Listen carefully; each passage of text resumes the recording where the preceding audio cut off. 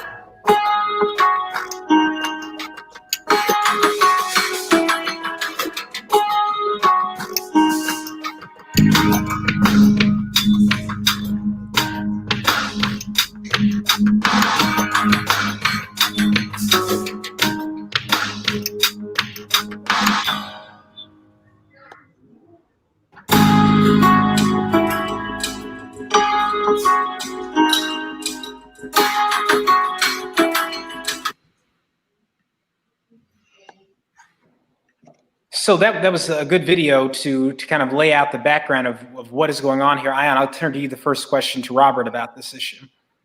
So yeah, Robert, I know that we are working on a statement going to Disney. So I was wondering if you could tell us a little bit about that and what CAIR's statement is about our stance on the film. Definitely. So right now, CAIR is in the drafting phase, as we're always drafting press releases. If you kind of watch what CAIR's work is about, we're always communicating the perspective of American Muslims, our supporters, our grassroots networks of chapters across the country.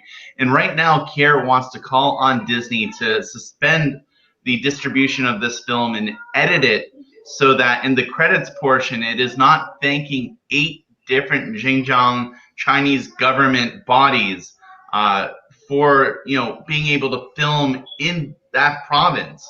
So right now you have the Disney Corporation. I know we like to call it Disney, but it is the Walt Disney Corporation thanking on film 8 different Chinese communist government bodies for them allowing to film in this province. And so we have 2 problems. Number one, that portions of the live action Mulan film were filmed in the autonomous Xinjiang region, where 1 to 2 million Uighur Muslims are currently being held in detention.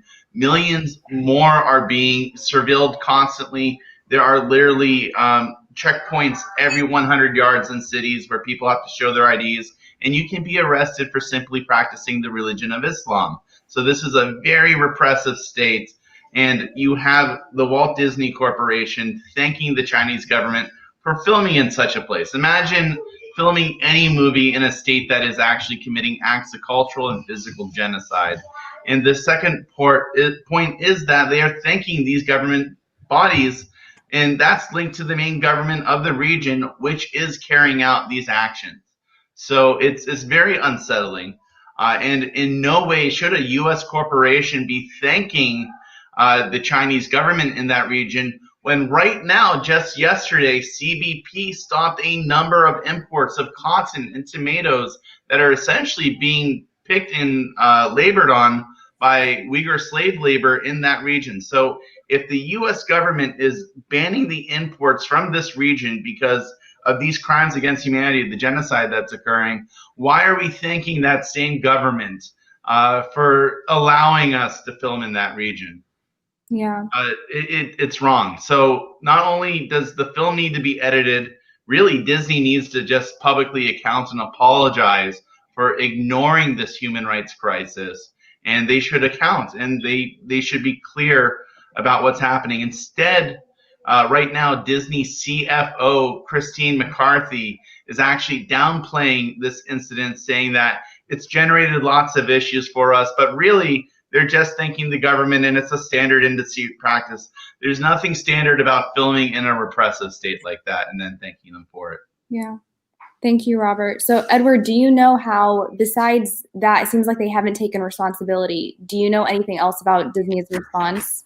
Right. So the film has been out for a few weeks, and there have been human rights organizations, Uyghur rights groups that have been demanding that Disney take action, that they remove the credits from the film, they apologize, they edit the film, even to remove the portion that were filmed in Xinjiang. Those are some of the demands that have been made.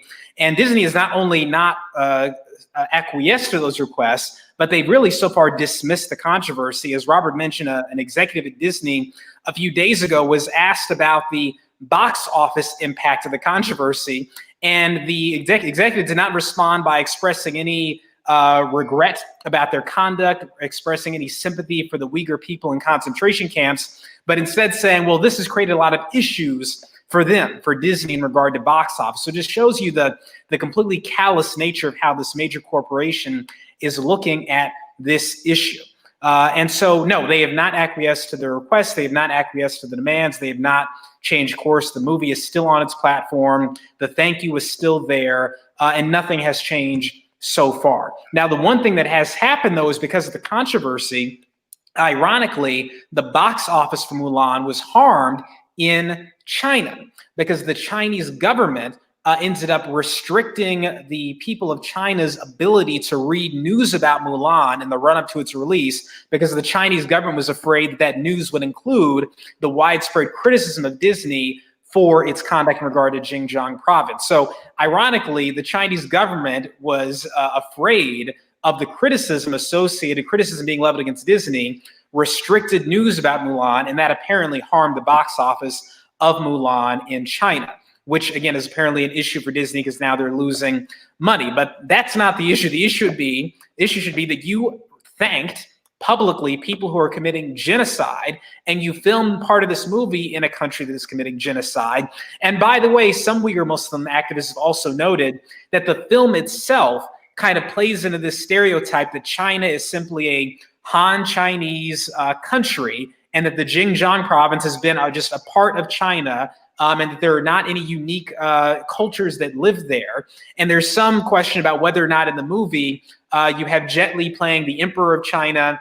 You've got Mulan going to fight off some sort of invading horde of people. Are those supposed to represent Muslims? Are those supposed to represent Turks? So there's some question whether the content of the movie itself is reinforcing the kind of nationalistic nonsense that the Chinese government has been propagating in recent years to make it seem like the Xinjiang province and the Uighur Muslims there don't even exist. So this is a serious issue, and it's not unique. We've seen this with other corporations, the NBA in China, Coca-Cola in China, and the Xinjiang province, Microsoft, major corporations having issues with their relationship with China.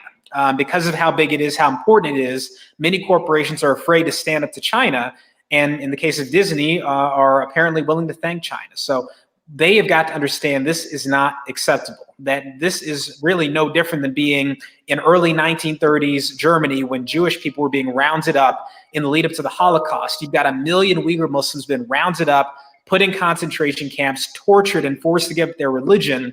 It's not acceptable. And if we say never again, we should mean it. So that's what's going on with Mulan. Now, that's not the only issue, though. The other major issue, Ayan, as you know, is with Netflix and Cuties.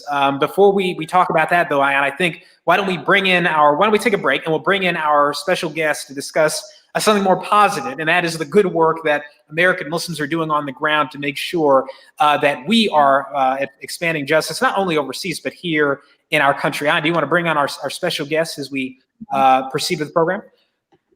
Yeah, so Assalamu alaikum. I'd like to introduce Amr. He's the immigration attorney the immigrants' right attorney in San Francisco for the CAIR chapter in San Francisco. Assalamu alaikum, Amr.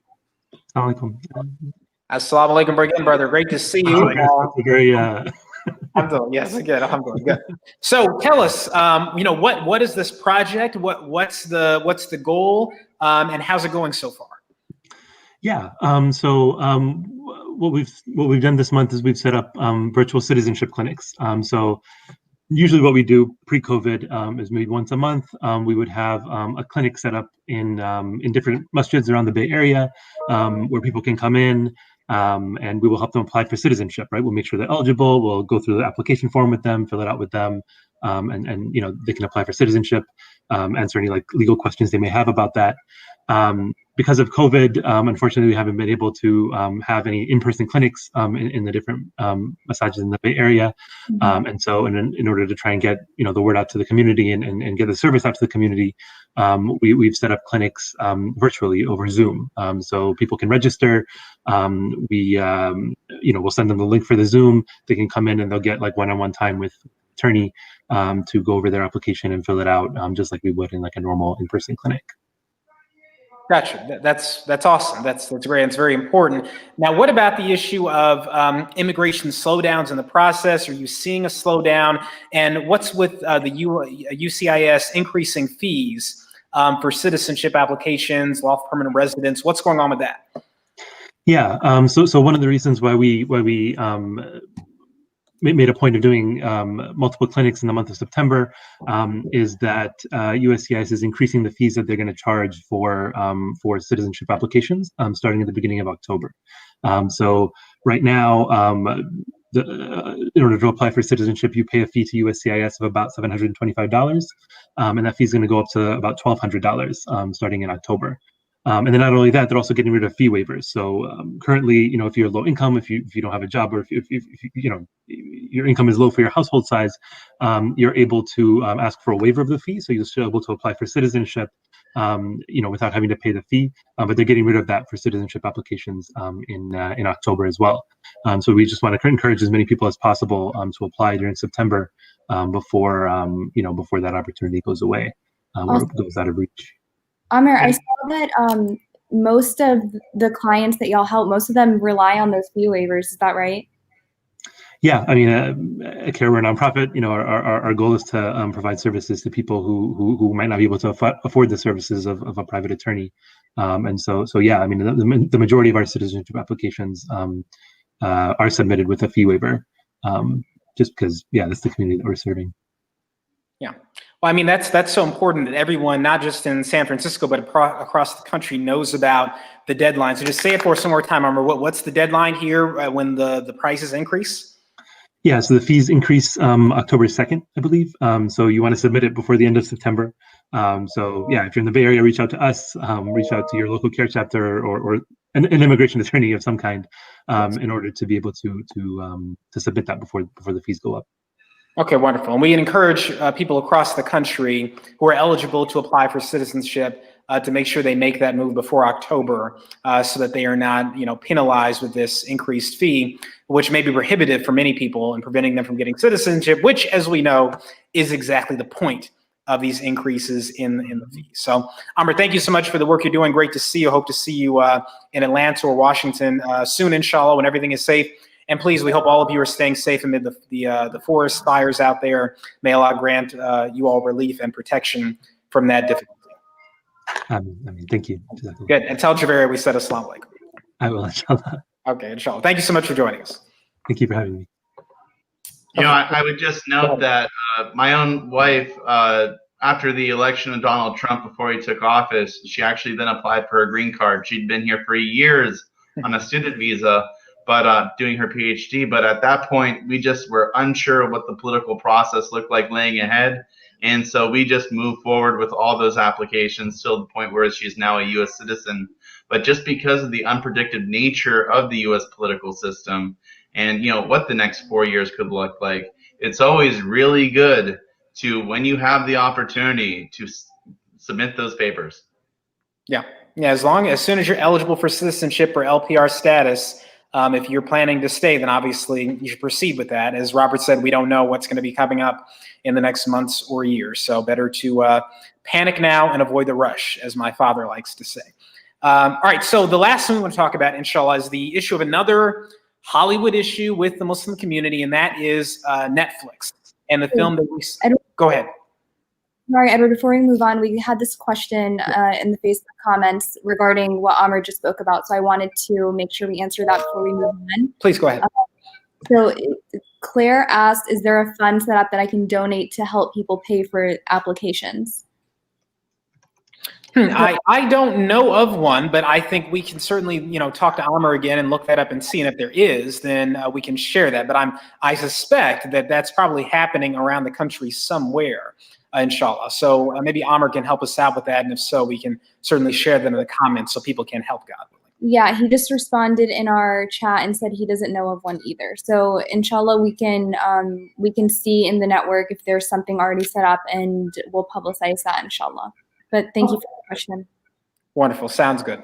I see we've got greetings there from our friends at AM 360, American Muslim 360. Assalamu alaikum, everyone. Hope you all are doing well, and hopefully we are connected with you as well. It's been a pleasure to be a part of AM 360. So the last thing we want to discuss here, inshallah, is the issue of Netflix and Cuties. Now, you might say, what does this film, which is about a family in France and an 11-year-old girl who joins a very risque dance troupe, very provocative dancing, unclothed girls engaging in very odd, disturbing behavior. What does this have to do with CAIR, the Muslim community? And what you may not know is that the film centers around a Muslim family in France, a Muslim immigrant family from Senegal. These are the characters in the film. And the controversy about the treatment of women in the film, that alone is enough reason for this film to be incredibly problematic and enough reason for the film to be taken off of Netflix. But the film also, as we have determined, can easily contribute to Islamophobia by reinforcing negative stereotypes about Muslims and immigrants. So that's, inshallah, we're going to discuss now briefly. And of course, if anyone has any thoughts they want to share about this very important and touchy topic, feel free. So Robert, can you just kind of first review for us, before we even get to the Islamophobia part, what the controversy has been about in terms of the release of the film and the basic issue with the treatment of young women? Sure. So the initial controversy that I became aware of was actually Netflix promotional poster for this film. It was, received to different varying levels of criticism or support when it was in the film festival circuit. But when Netflix purchased the film for its distribution, and it created a poster for it. It had what some people said was a provocative image of young girls in very little attire and, you know, sexually suggestive dancing positions. And that the criticism was that this film, which portrays itself as actually tackling the issues of sexual exploitation, is using sexual exploitation to promote this film. Now, Netflix has taken down the poster. They said that that image was not representative of the film, although clearly it is. And you know, they've moved forward, and they're hoping that this controversy dies down. But really, it's just ignited a conversation now in the United States about whether, you know, this is appropriate content. Right. And, you know, Ion, the funny thing is that in America, you know, our films, our mainstream television programs, commercials, they now depict all manner of graphic sexual activity, stuff that decades ago you could not do on network television. You could maybe only do it on cable. And there was a time when you couldn't even do it. You couldn't show this stuff then. It was completely illegal. But thankfully, it seems many Americans still draw the line at children being sexually exploited, twerking, gyrating, barely clothed. It seems many people, right and left, are still drawing the line at that, thank God. So there's been a lot of pushback. Ian, can you tell us about some of the pushback that's happened across the country against the film, not only because of the poster, but because of the content of the film?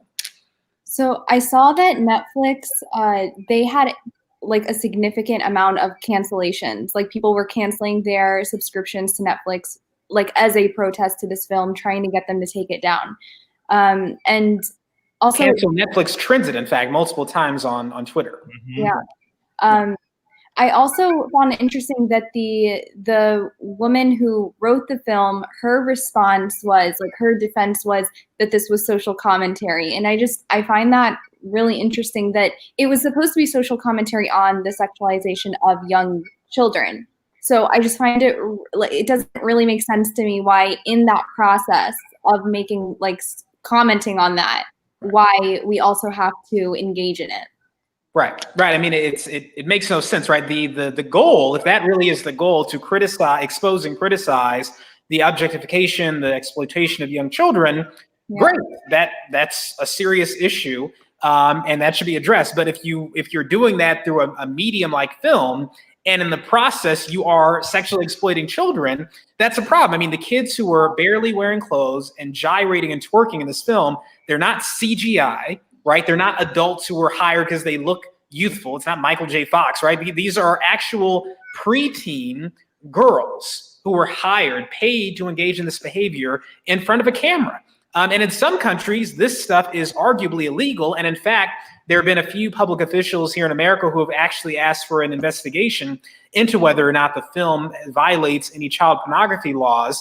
And I think there's a fair argument that if the police had found footage of these young girls, 11-year-old girls, doing this stuff on someone's hard drive, I'm pretty sure a criminal investigation would have at the very least ensued. And so, yes, there's been great pushback, people across the spectrum. Now, there has been a defense of the film, though. The first defense, obviously, is that, well, look, the message is that this is not okay. And by the end of the film, the main character ends up leaving the dance troupe and realizes that this is not a good thing to be doing as a young girl. That is true, right? That's one defense of the film.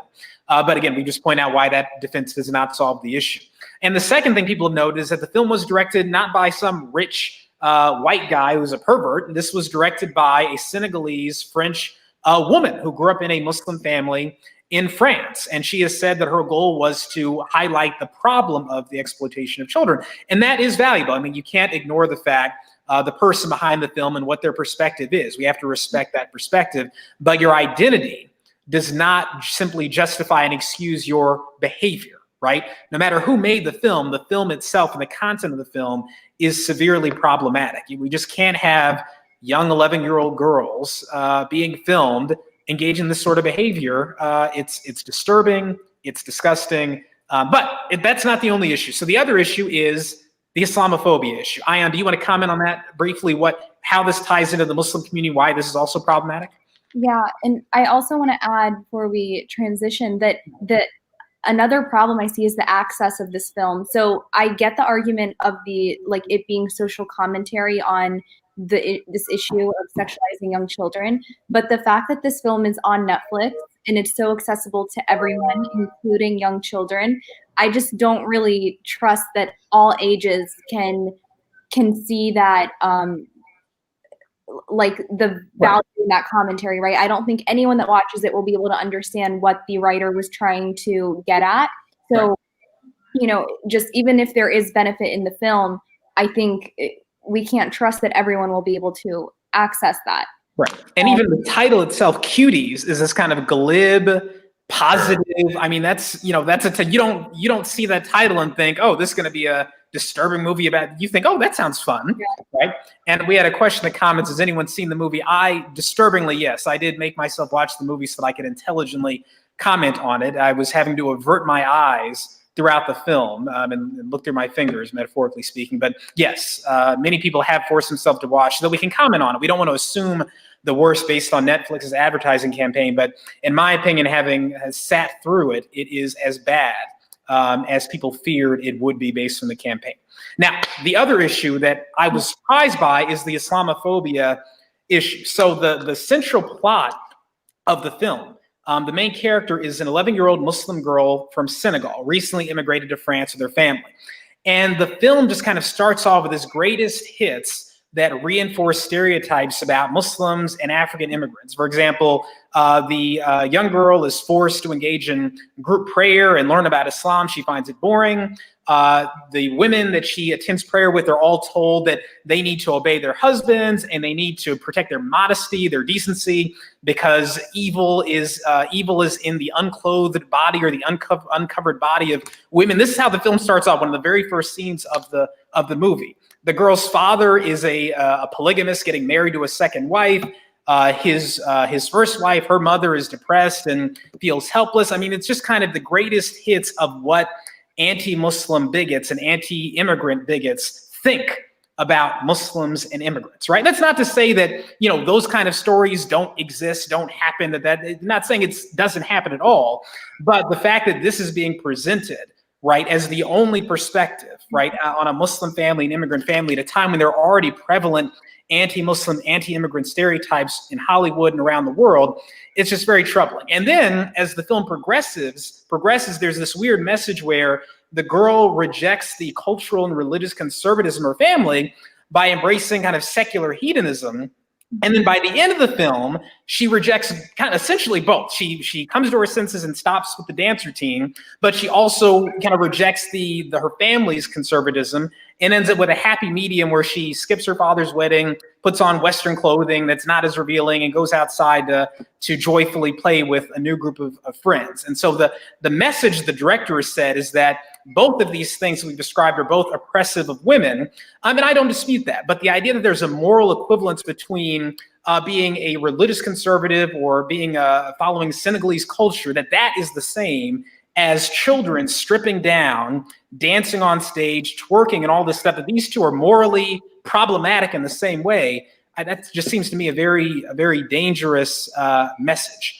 And another thing I want to note is, and I'll be quiet and turn over to you, is the scene in the movie that really got to me is that at one point when the family uncovers what she's doing, they end up staging, I guess, an Islamic version of an exorcism or something. It's like they watch The Exorcist and then mix that with some Islamic stuff to create an exorcism scene. And I kid you not, in the scene, the girl is made to stand in a room, barely clothed, tank top, short shorts.